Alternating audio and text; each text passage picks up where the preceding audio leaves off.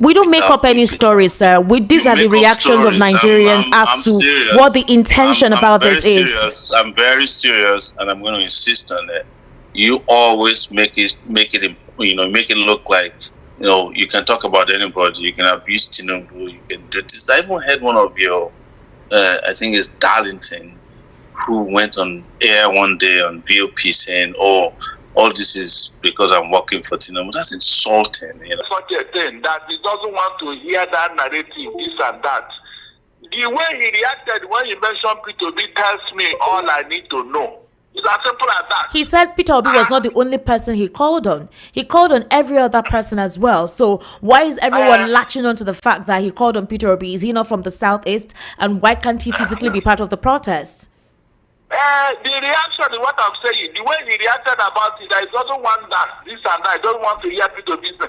As if P2B have offended him somewhere. Hello everyone and welcome back. My people, this wahala no be small. So Barista Darlington and Sowore just clashed over Free Mazi Nnamdi Kanu now protest, and honestly the back and forth has been so hot. So now here is where it got heated. So Barista Darlington accused Sowore of trying to hijack the cause, saying he is using the Free Mazi Nnamdi Kanu now protest for personal relevance, and if he want to protest, why not go and protest instead of calling on P2B and other Southeast leaders? And Sowore, on the other hand, fired back, and he said that people like Barista Darlington are always talking but never standing up when it is time to act. And why are they even protecting P2B as if P2B is a child? Just as I said before that a lot of people are supporting Sowore while some are not supporting him, just as Barista Darlington always saying that Nigeria is already tense, that protests can easily turn to chaotic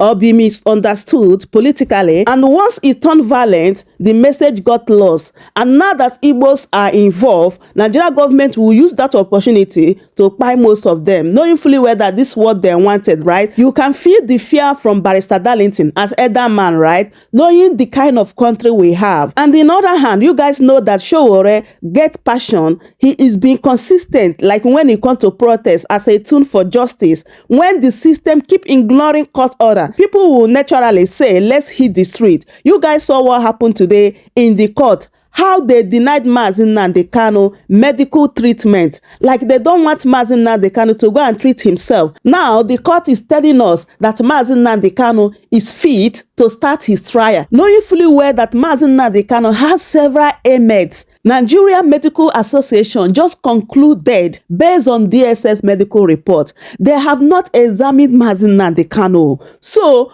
if this protest is going to bring justice to Mazi Nnamdi Kanu, so why not we support it? Anyway, my people, let me allow you guys to hear what Sowore as well as what Barista Darlington said here. Take a listen. Hello, sir. Can you hear me? I said thank you for joining us today. Hello? Thank you very much for inviting me. Can you hear me loud and clear? I can hear you loud and clear. Very good. Please, why is October 20 the date for the hashtag Free Nnamdi Kanu protest? It was a Monday that we find necessary, have chosen to invite the world to ask for his freedom from the illegal, unwarranted, unjust, and unlawful detention of Nnamdi Kanu by the Nigerian government. So that was the best date that came up as we were planning a date. A lot of people have said that this date clashed with NSAS, but our position is that there are two dates that could have been best to do this.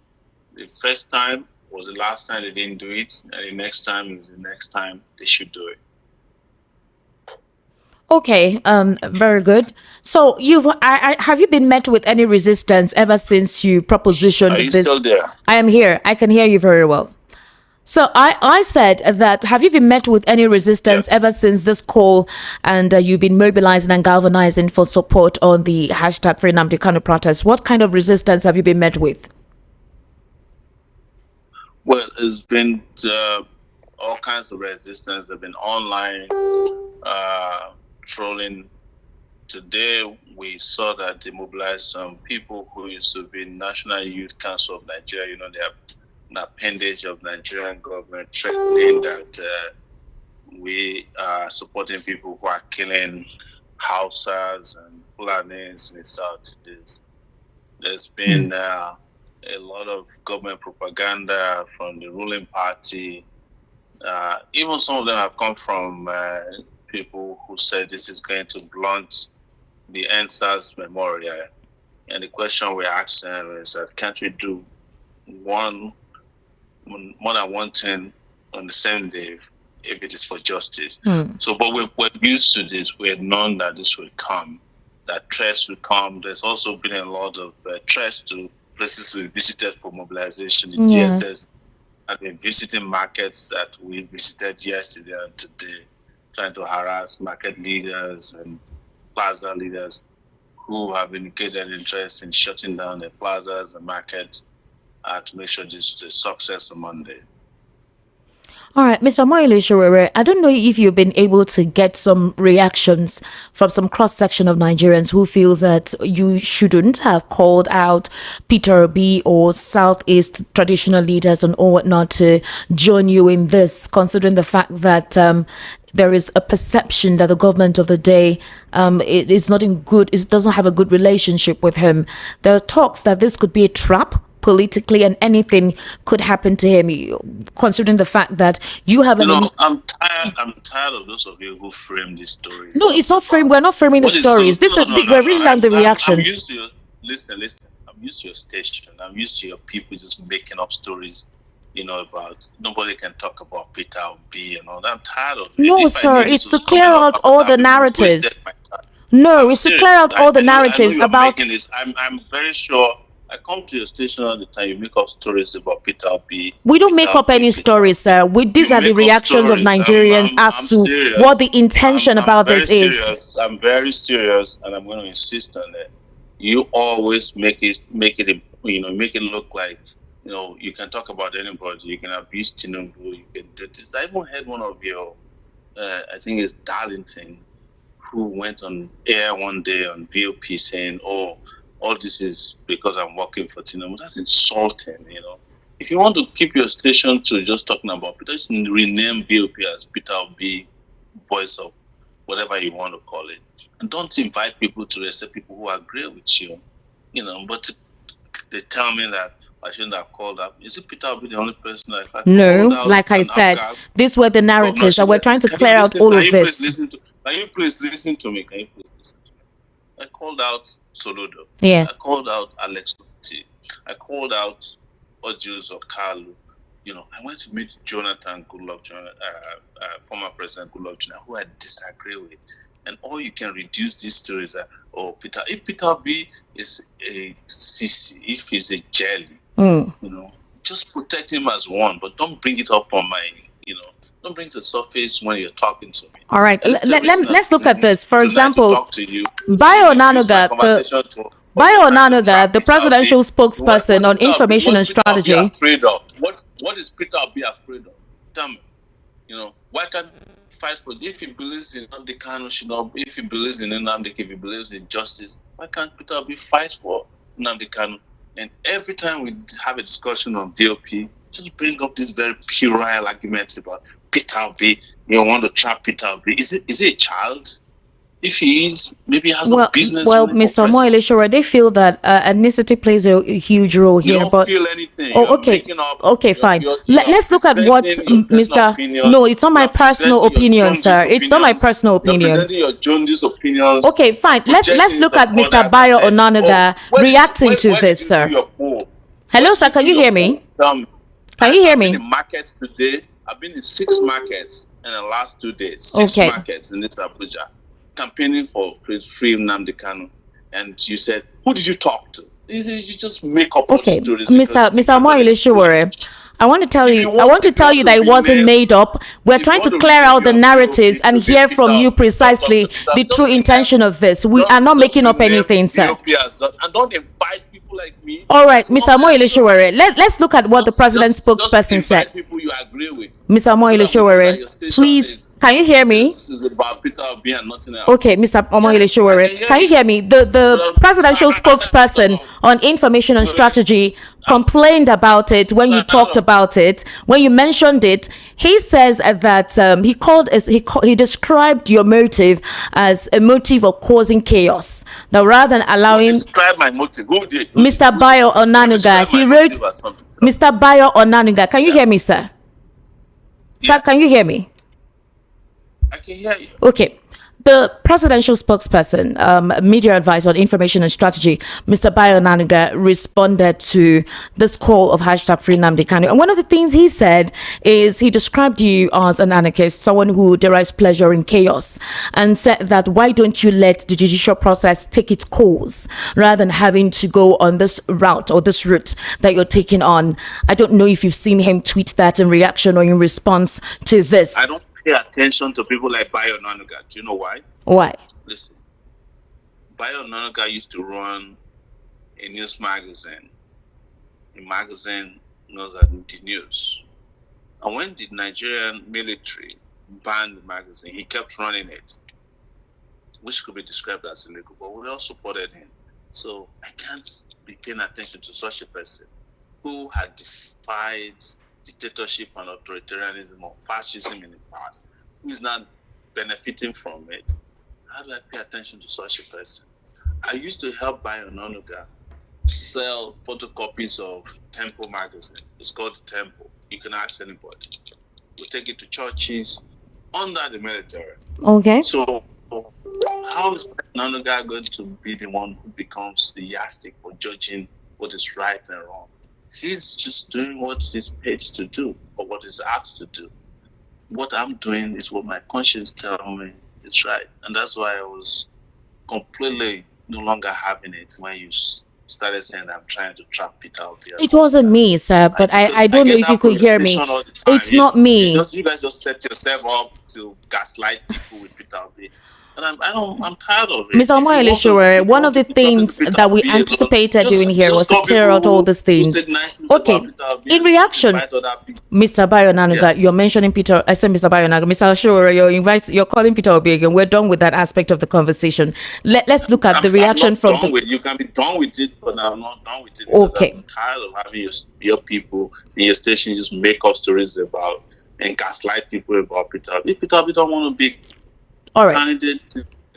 Now, you know that you know the Enugu state governor has currently defected to the APC. And one of the things he said today was that Nnamdi Kanu's only resolution right now to his freedom is for a political solution. You know that there have been talks. We've been talking about the federal government is insisting that except an action is taken in court in which I have it on authority that they want to convict him at all costs.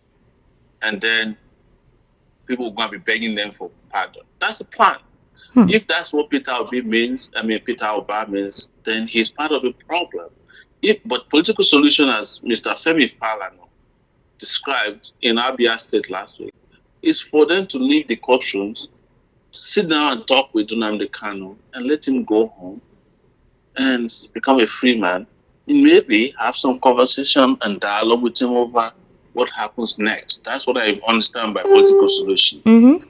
But you also have what Yusuf Kalu, who was on TV today, just today, who said he's the closest friend of the president, saying that this has to play out first in court. And that's what we know their plan is. They have said Nnamdi Kanu must present his defense because they have already thrown out his request for a no-case submission. Mm-hmm. And presenting a defense for someone who they know have no defense. The reason there's no defense is because it's not because it's guilty, it's because there was not a crime established. You cannot bring somebody from Kenya kidnapped, extraordinary rendition to Nigeria, and talk about political solution or a defense.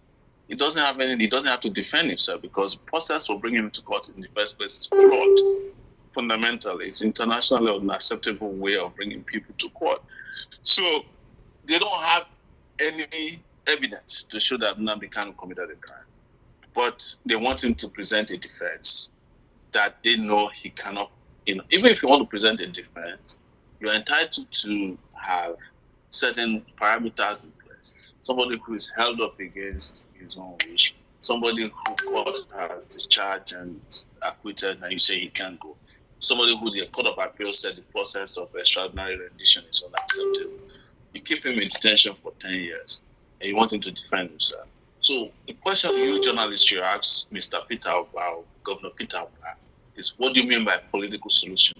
Interestingly, I got his number today and called him. He didn't pick. I heard he was leaving his old party to a new party. That's probably why. And I wanted to ask him to speak openly about this, only for me to read the newspaper that he said it's going to be a political solution. But there's something we must be happy about. That this Nnamdi Kanu issue has been pushed to the front burner. Yeah. It's a great development that everybody is talking about. But we are not just talking about it. We are going to make sure that on Monday something big happens to get him freed, whether they like it or not. All right. Thank you very much for that response. Now, we've gotten quite a number of Nigerians who are ready to participate in this process.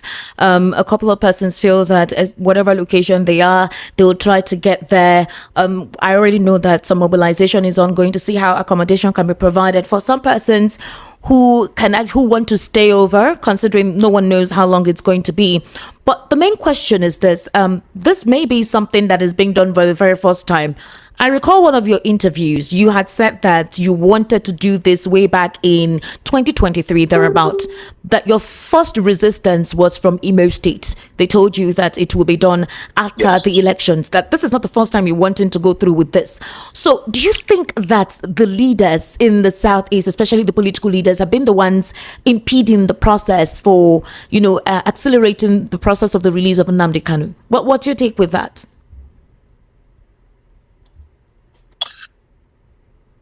Hello? If you don't know that, go and hear what Judicial said today. Then you know who are standing in the way of the release. He is repeating what has already been condemned and discarded. That a court case is a court case. That's all the strategy is that this is a court case. It has to be resolved in, and I can tell you directly, what they are repeating, all of them, they've had a meeting and said, this guy must be jailed by Justice Omotosho first, before we can discuss any political solution. So their solution is for the legal process to be rushed unjustly, unfairly, in a way that is not transparent, no fair hearing. Pronounce that Nnamdi Kanu is guilty, and then we start begging them for pardon and clemency. That is what all of them are working towards. You're hearing it from me. It's not the first time. I know it. That's the plan. They've reached out to me as recently as before I came on this show, saying, look, you're just wasting your time. We're not going to let him go. He's going to have to be convicted in court first. I'm revealing that to you on this show. Very interesting. That's their plan. And that's where the Southeastern leaders are all part of it. What Judicial has just said it maybe 3 hours ago. So what else do I need to tell you? They are the ones standing in the way of his freedom because of their political careers and interests. They don't want Nnamdi Kanu to come out and upend what they've been used to. Federal patronage, popularity, rigging of election, wealth without work. That's what this is all about. They are ready to sacrifice him. He's just lucky that he's still alive. And that's what the public should know. But regardless of what they tell you, they're not interested in justice. Our legal systems, our court systems are not designed to give justice. They are designed to pronounce innocent people guilty and help the guilty get out of their guilt and their crimes. That is why the president of Nigeria pardoned 53 drug dealers. These are hard-core crimes, criminals, kidnappers. But they are interested in sending Nnamdi Kanu to the gallows first so that you can go and beg them, oh, please, now that he's been convicted. They want to convict him at all costs. They're hearing it from me for the first time, if you don't know before now. A couple of Nigerians already And the had Southeastern leaders are accessories to that conspiracy. Okay, one of the reasons beyond your clamor is his deteriorating health. I think the past two court sessions, his legal practitioners could not hold it anymore. They decided not to be modest. They called it out and said that this is deliberate and there is an intention sort of for something to happen to him. Why do you think they are taking time in letting him visit the National Hospital? I'm not pleading for him to be granted release based on health related issues. I'm asking for unconditional release. There's no way Nnamdi Kanu can get out of that place alive because they don't want to. Look, Nnamdi Kanu is the first person to go through this. I've been through this before. I was held up in this country. I was charged with offenses that never existed. My passport was seized. What they want to do is compulsory conviction. They want to compulsorily convict him so that they'll have authority, power to say, hey, he has been convicted, now you can come and beg us. It doesn't matter. It happened, like I said, to Ken Saro-Wiwa before. They have set this up in advance. They do not believe that Nnamdi Kanu should be granted release. They want to convict him. They don't believe in fair trial. They have not presented any evidence known to law. The only person who even acted as a witness who was hooded said Nnamdi Kanu was not found with any weapon. But let me ask you, is it not the same country where terrorists and bandits are riding around on motorbikes? As of yesterday, yes. As of yesterday, yes. Yes, and having meetings publicly.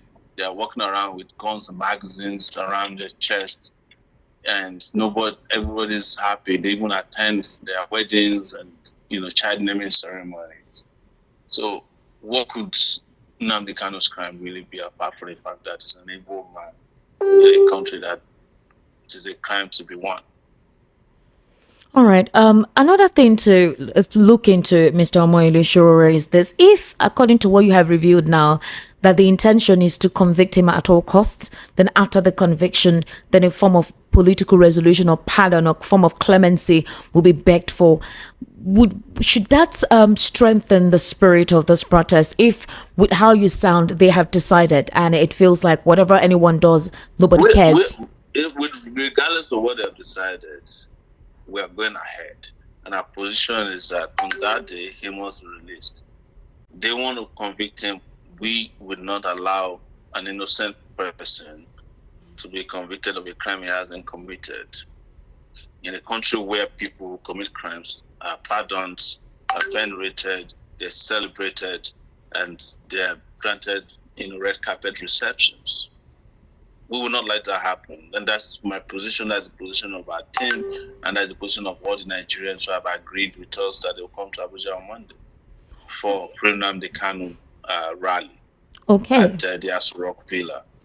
So, you do know that some of the president's spokespersons, former aides to late Muhammadu Buhari, they've all come out to express their discontent about the proposed release of Nnamdi Kanu. I'm reacting to what Bashir Ahmed tweeted immediately, that call that you resonated for the hashtag Free Nnamdi Kanu protest. A couple of them are against it. The president's aides and the APC members, those who support the president, they have all said no to it. Now, if that is the case, and you're already being harassed by the traders, some of the places you visited yesterday and today, the DSS had gone to harass them.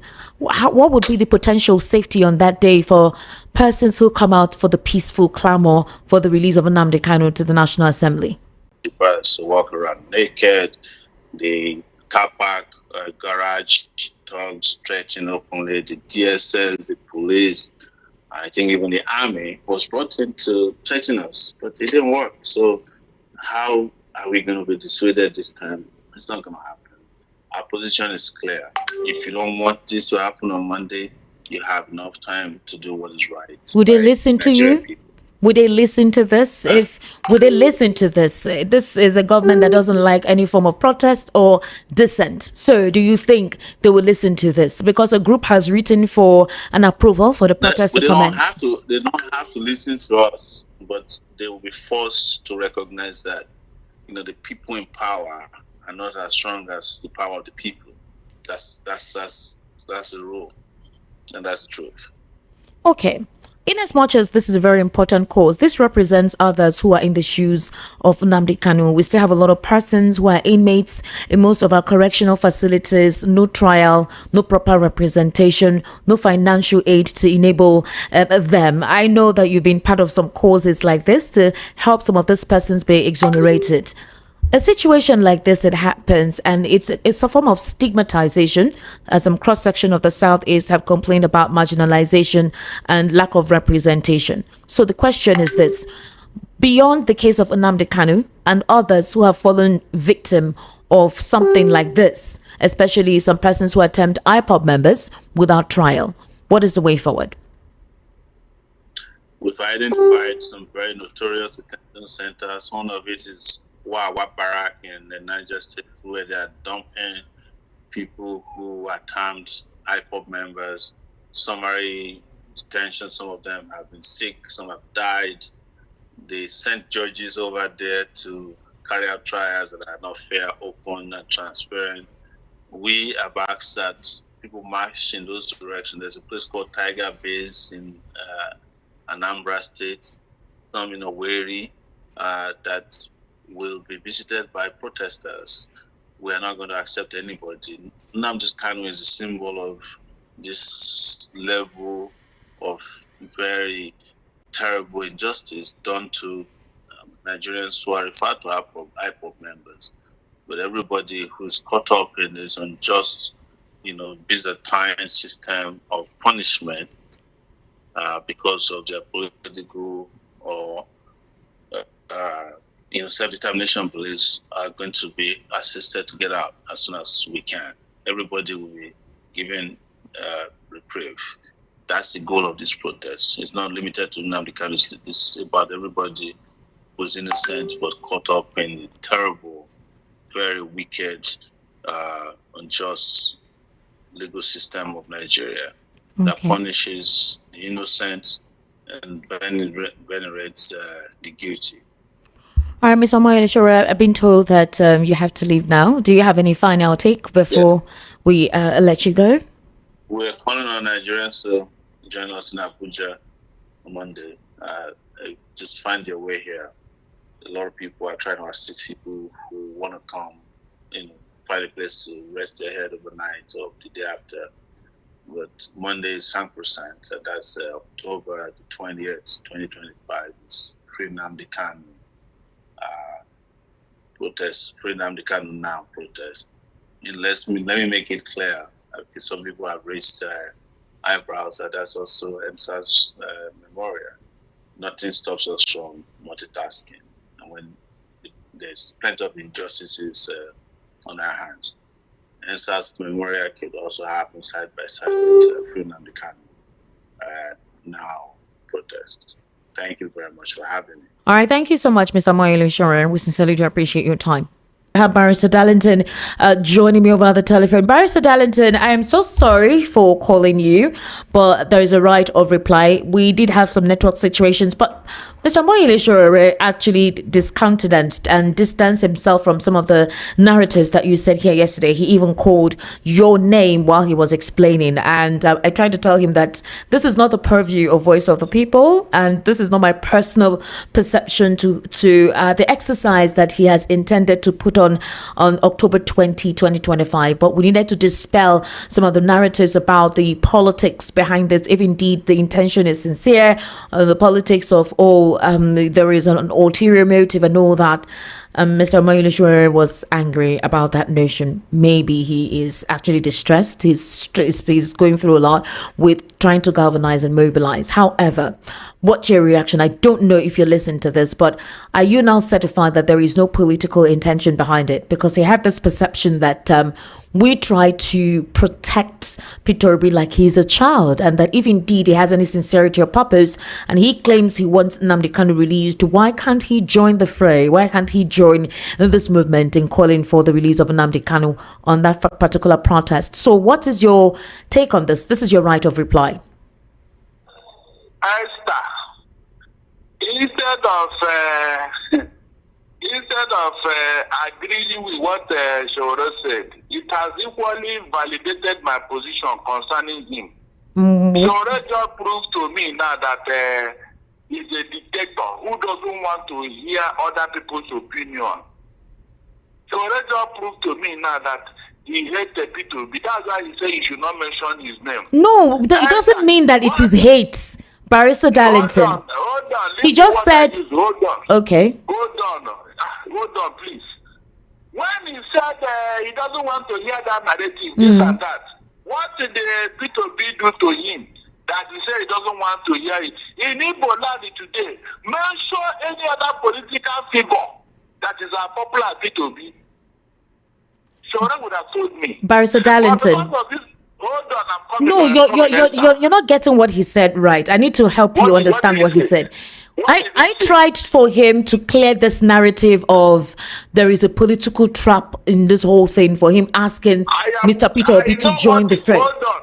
Okay. Yes, and he said, is Peter Obi a child, and that we're supposedly protecting him here, or VOP is a Peter Obi station or something, which I tried to correct that narrative is not what it is. We're a national radio station with no particular affiliation with anybody. Why would he say such a thing that he doesn't want to hear that narrative, this and that?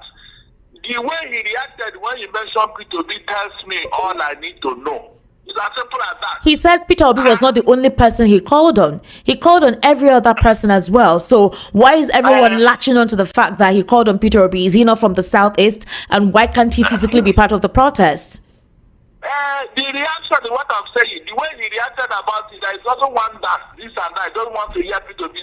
I think the Peter Obi have offended him somewhere. No, his issue actually was not with Peter Obi. His issue is, according to him, the expletives or the narrative that VOP represents. That's it. And then he called your name in this.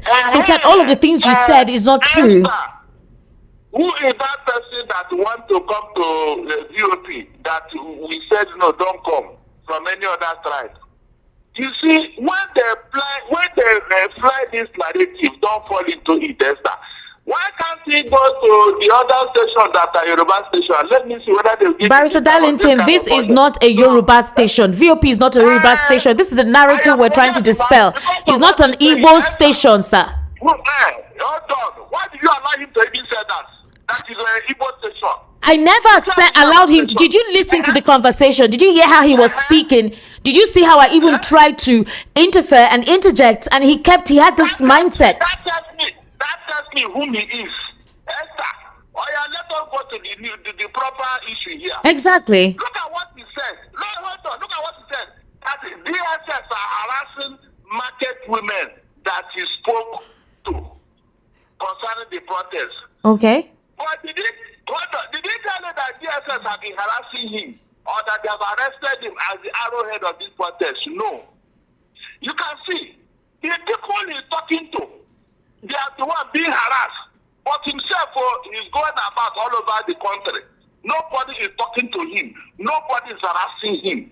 Nobody is even reprimanding him. Esther, what does that tell you? I told you here that yes, he has the favor of the ruling party and the PDP, the APC. Because when he came back, it was Tinubu that made a call and said that DSS should allow him to come in. That narrative, did he clear it? Did he clear why Bayo Nonuga had to literally beg him to remove the tweet he said about Tinubu being a criminal? No, the buyer cannot beg him to remove it. Was he arrested? Barista Darlington, we're speaking based on his reaction to what happened, and your right of reply is what I'm asking for. He is dissociating himself from all the narratives that you have projected, like you did yesterday. I told you here that he did not answer any question. All this, he did not dispel it.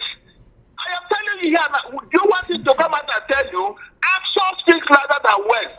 What he has done and what he has said validated my position because he did not dispel anything. He didn't tell me why all those things had to happen. He should have told me.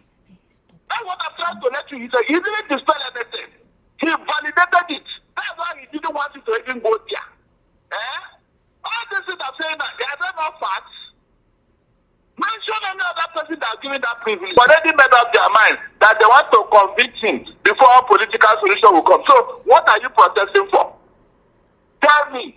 All the ones you protested in the past, what the result did it bring? When you protested for end hunger strike, was it not that the hunger rose up to the roof? Barista Darlington, are you saying that you're not encouraging this aspect of the protest? Like I said, all of the look, we are trying to interrogate what he's saying. Leave all this you are talking about. Look, we have done more than enough. Nobody can do what the Igbo people have done concerning. But did you hear what he just said about what they did, what they did not do? Did you listen to him? What did he say? Who is it to decide on that? Who is he? Is it the judge? It's not decide. He's telling you what has been going on, Barista Darlington. He didn't say anything. When the people want to go and do what you call now solidarity with the daily farmer Rotimi, please, were you not here when people single-handedly visited about the Yoruba leaders, including the OONI, concerning that matter with Afeba Babalola, and the solution was brought? Did Obi make noise about it? Please answer me. Did Obi make noise about what he did to bring a truce between Babalola and Dele Rotimi? Did it not happen in this country? Barista Darlington, hold on. Are we not meant to encourage those who want to participate in this to participate without having to call on anything? Who want to exploit me. Listen good. I've been saying it. Exploit you? I don't want those who want to exploit me. How are they exploiting you? Yes. He said that the protest will not yield any fruit. He didn't say. He didn't say that. Oh God! Listen, he said that they want to convict him.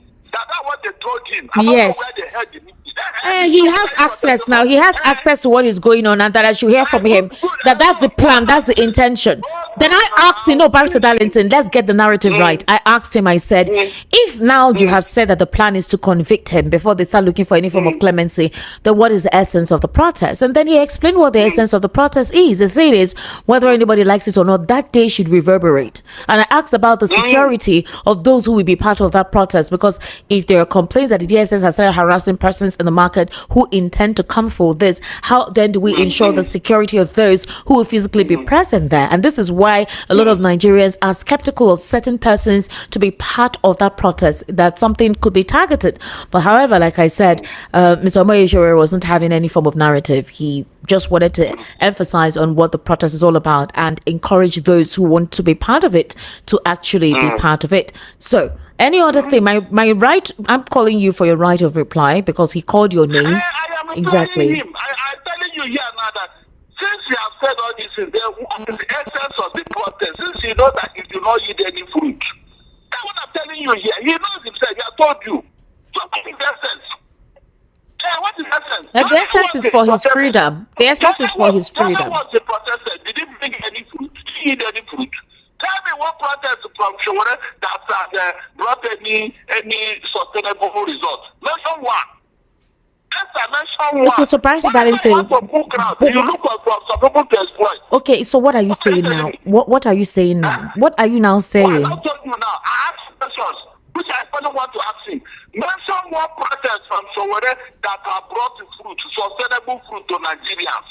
Mention one, just one. Let us start from there. Is that not an important question to ask? So, is it this one that they already told you, the mind of the government? Yes, yet you want to go about to protest so that they will say, yes, you have done so well. Are you not jeopardizing our chances here? Jeopardizing the chances. Hold on, Esther. Tell me what people have done and what they have not done. Are you serious? So are you discountenancing some of the things Barrister Darlington? Are you saying that what he's saying is not the truth? Have you not heard what Ojus or Kanu said? Have you not heard what Peter and Barr said? Mr. Omoyele Sowore knows those people. He's in their caucus. He's also a top politician. So are you saying that all what he's saying about the southeastern leaders impeding the freedom of Nnamdi Kanu is not true? If that is the case, what is your own source of information? Who in the corridor of power have you spoken with to make you feel like they're doing something more than whatever it is he's telling us? Esther, the question is, since you know what this is, what is the essence of the protest? Please tell me. The essence of the protest, according to him, is for the release of Nnamdi Kanu. Unconditional release. Hold on, Esther, please say it as it is. He said that he knows they are pushing. That is the arrangement. Yes. So, since you know how this is, so what are you protesting now for? I mean, what are you saying? Can you just imagine two of you? The two of us. He knows the truth. He doesn't want to say it. So this thing you are doing now is just a charade. You know that you not eat any food, yet you are going ahead with it. Calling us the equals to come up on a foodless journey. And I ask you here, with the relationship between Sowore and the federal government, especially Tinubu, is their answer. Can they answer him? Will they answer him? You can imagine. You can imagine the deceit. You know that this will not bring us, yet you are mobilizing people. You are harassing market women now. Harassing them, but they are not harassing you. You are holding meeting here and there. Nobody have arrested you. Nobody have said anything to you. You are both free, but they are harassing market women who are, I believe, are Igbo women. Esther, can you know what I'm talking about here? He said it himself. Why are they harassing those women? For what? Are they the one organizing the protest? It's not just the women, the traders. The traders. Why are they not harassing him? Why are they not harassing him? You should have told you that he's not coming up from detention now. You should have told you that. You can imagine that they're even talking with him, talking with him. Meanwhile, the people that are just doing their trading quietly, they are harassing them. So what does that tell you, Esther? They have not even done the protest proper and they are harassing them. Imagine if they are not go on the protest.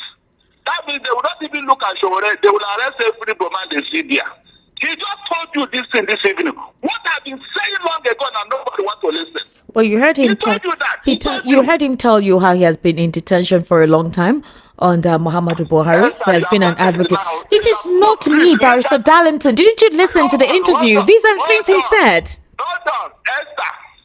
All this is he telling you. Has he been jailed properly by any court in Nigeria? So until he's been jailed before you would understand his activism. Has he been jailed? This other thing that he committed and he's walking about freely. You didn't hear that one, Abi?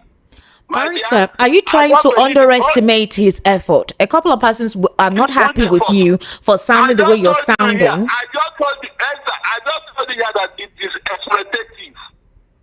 And he confirmed it himself. He confirmed it. Those that opposed to him, he didn't answer them. Both of you are actually authoritative. To free him. Why should Tinubu make a call that nobody should touch him at the airport? Barrister, what evidence do you have to this? Barrister Darlington, let's be careful with some of this. Let's be very careful. Let it not seem, Barrister, let it not seem personal. Please, let it not be personal. Let it not seem personal, Barrister Darlington. That's not the narrative, okay? So the question is, basically, I called you for your right of reply because he was disgusted by some of the narratives that you spilled. Okay. I didn't take anything from what you said. You didn't take anything. Was not being discussed. It was not even discussed, Esther. What is the real issue that was not discussed? What was the real issue that was not discussed? The real issue that, look, I was expecting Sowore to give us a guarantee that this process is going into now. Results. Let him give us guarantee Well, Because the only thing he said, I asked that question. I actually asked the question. I said, if you have said that after conviction, that is when any form of clemency or pardon will be talked about, then what exactly do you intend to benefit from the protest? How do you think the protest will be effective if already a conclusion has been made? And he said, whatever happens, it is important that it is held, and so long as Nnamdi Kanu will be released.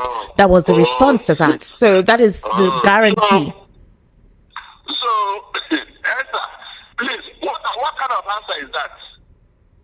Hold on. What kind of answer is that? That is, you just being sure of the outcome. You don't want to go and pull crowd.